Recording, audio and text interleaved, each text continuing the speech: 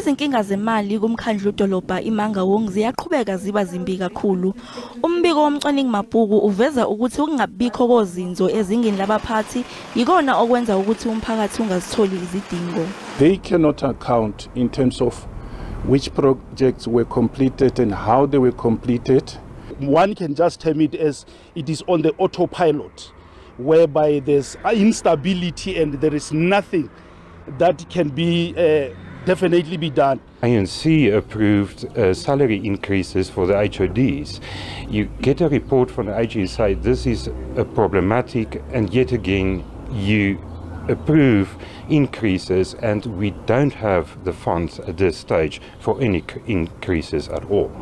Umphakathi wakulomkhandlu dolobha uphinde waphakamisa ukuthi uhlakazwe umkhandlu. We expected this outcome. We expected the regression. We are expecting worse.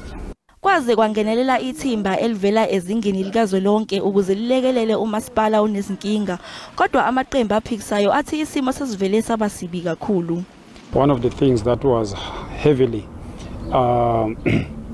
highlighted is the issue of overtimes. The overtime is a problem in the municipality. The issue of senior management. We have to appoint senior management.